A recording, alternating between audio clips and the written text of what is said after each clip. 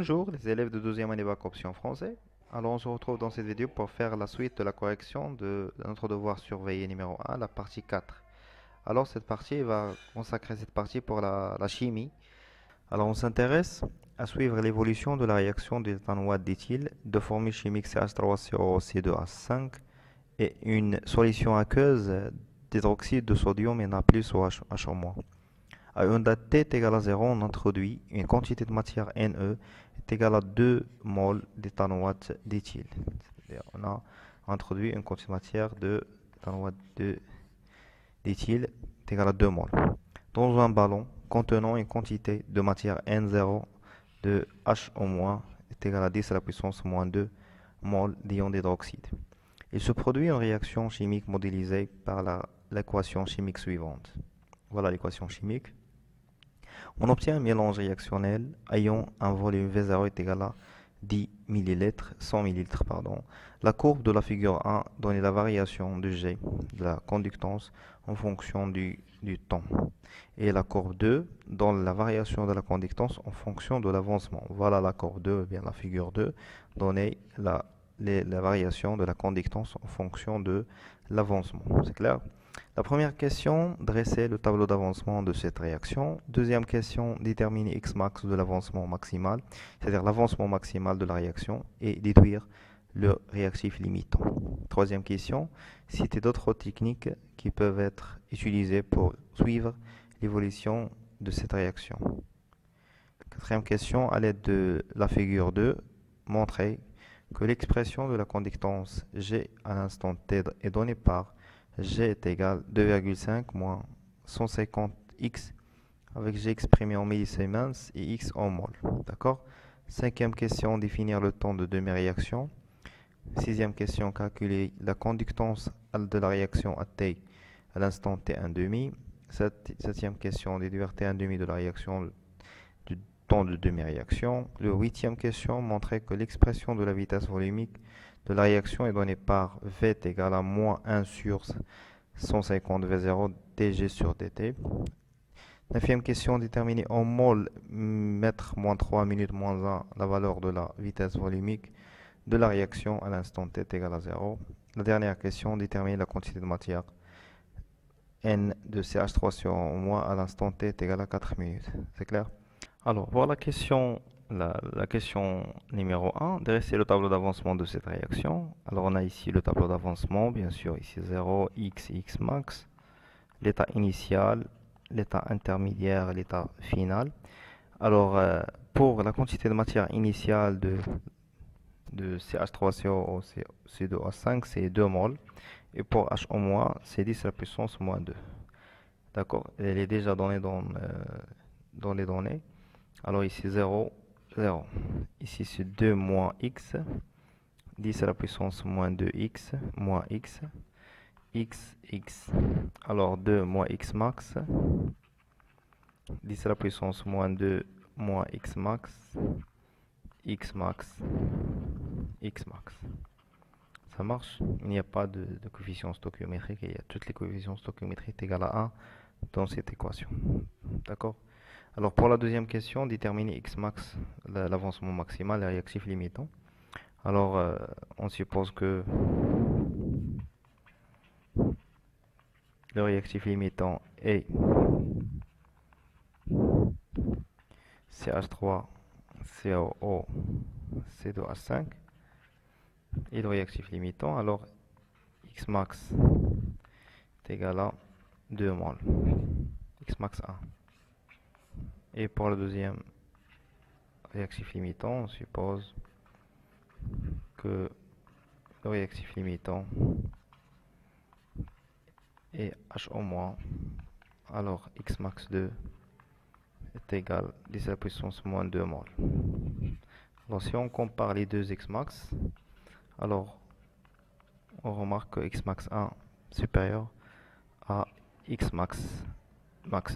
Alors l'avancement maximal de cette réaction, c'est 10 à la puissance moins 2 mol. Et le réactif limitant,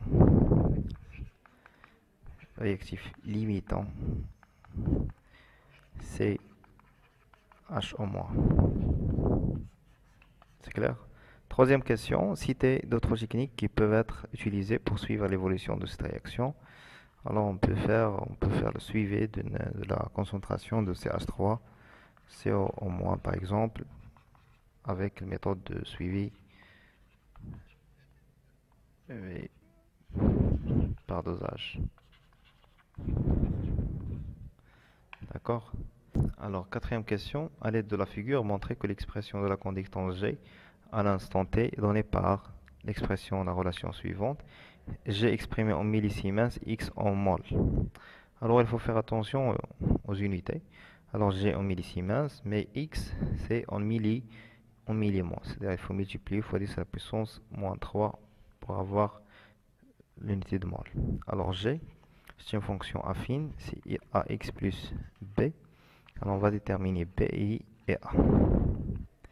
Alors B, lorsque x est égal à 0, c'est G à x est égal à 0 est égal à B. Alors pour x est égal à 0, alors la projection de la courbe, ça va être sur 2,5. Alors B est égal à 2,5 millisiemens. Et pour A, c'est le coefficient directeur, c'est delta G. Sur delta x, c'est G final moins G initial sur x final moins x initial. Alors on va repérer ici deux points, c'est le point initial et c'est le point final. Alors pour le point initial, les coordonnées du point initial, G initial et x initial. Alors on a ces 2,5 millisiemens et 0 mol. Pour point final, G final c'est 1 millisiemens et x final c'est 10 fois 10 à la puissance moins 2 mol. Maintenant, on va remplacer les valeurs dans l'expression. Alors, on a ici 1 moins 2,5. Ici, c'est 10 fois 10 à la puissance moins 2 moins 0. Alors, on trouve A est égal à moins 150. On va remplacer A par moins 150 et B par 2,5. On trouve G est égal à 2,5 moins 1 150 x. Voilà, on a montré l'expression demandée dans la question. Alors, pour la définition de temps de demi-réaction, d'accord? Alors, le temps de demi-réaction, bien sûr, et la durée, c'est une durée, bien sûr, et la durée nécessaire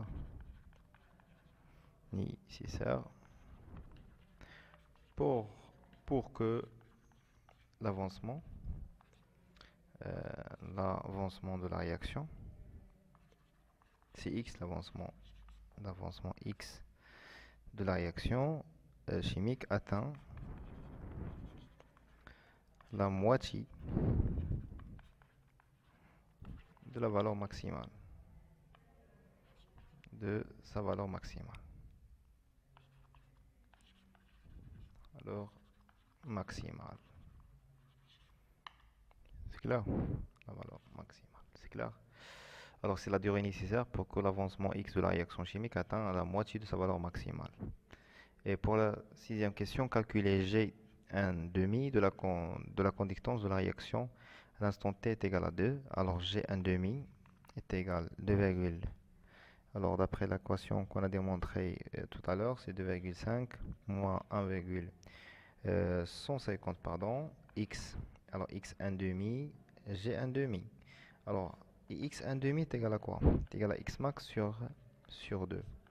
Alors x max c'est déjà 10 à la puissance moins 2 sur 2. Alors on va remplacer ici G1,5 est égal à 2,5 moins 150 fois 10 à la puissance moins 2 sur 2. On trouve G1,5 est égal à 1,75 millisiemens. Question 7. Déduire T1,5 le temps de demi-réaction. Alors AT est égal à T1,5. On a G est égal G1,5 est égal à 1,75 millisiemens. On va chercher à cette valeur dans la courbe. Alors à peu près c'est ça, 1,75. Alors elle correspond à T1,5 est égal à 4 minutes. D'accord? Alors pour la question suivante, montrer que l'expression de la vitesse volumique de la réaction est donnée par. Alors on sait que la vitesse de la réaction est égale à 1 sur V dx sur dt. Alors avec G est égal combien? Est égal à 2,5 moins 150 x. Alors on va faire de la dérivée de ça. dg sur dt est égal à d de 2,5 sur dt moins 150 sur constante dx sur dt. La dérivée d'une constante est égale à 0. Alors dg sur dt est égal à moins 150 dx sur dt. On va chercher de dx sur dt, d'après cette égalité, c'est moins 1 sur 150 dg sur dt. On va remplacer dx dans l'expression de la vitesse et on trouve donc la vitesse v, c'est moins 1 sur 150 fois v. V0, c'est V0, c'est le volume du mélange d de g sur dt. Et on a montré l'expression de la vitesse volumique de la réaction chimique en fonction de g. Neuvième question, déterminer en mol litre moins 1 minute moins 1 le volume de la réaction, la vitesse volumique de la réaction à l'instant t est égal à 0. Alors on a V est égal à moins 1 sur 150, V0, d de g sur d de t. Alors d de g sur dt c'est quoi? C'est la pente, le coefficient directeur, c'est la pente de la tangente. La tangente à t est égal à 0, c'est celle-là. Voilà la tangente. On va choisir deux points, c'est le point initial et le point final. Alors le point initial, G initial est égal à 2,5 et T initial est égal à 0. Point final, G final est égal à 0,5 et T final est égal à 8 minutes. Alors dg sur dt, c'est G final moins G initial sur T final moins T initial. Alors, on va faire une application numérique, 0,5 moins 2,5 sur T final, c'est 8 moins 0. Alors, c'est moins 2 sur 8, moins 0,25. Alors, la vitesse, c'est quoi? C'est moins 1 sur 250 fois V0, c'est 100 millilitres. C'est la puissance moins 3 fois moins 0,25. Alors on trouve après l'application numérique, c'est à peu près 1,666 10 à la puissance moins 2 mol litre moins 1 minute moins 1. Voilà la valeur de la vitesse volumique de la réaction. Pour la question 10, la dernière question, déterminer la quantité de matière de CH3CO en moins à l'instant t est égal à 4. Alors pour déterminer d'après le tableau d'avancement, N de CH3CO en moins est égal à X.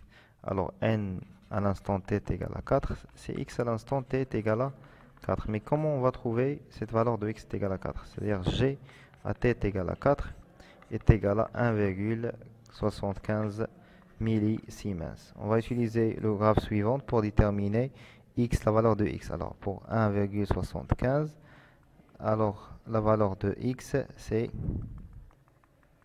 5. Alors x 4 à l'instant t est égal à 4, c'est 5 fois 10 à la puissance moins 5 fois 10 à la puissance moins 3 mol. Donc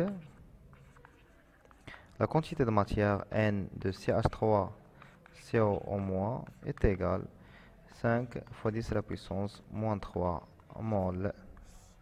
Et on a trouvé la quantité de matière à l'instant t est égal à 4 de CH3CO en moins. Bon, j'ai arrivé à la fin de l'exercice.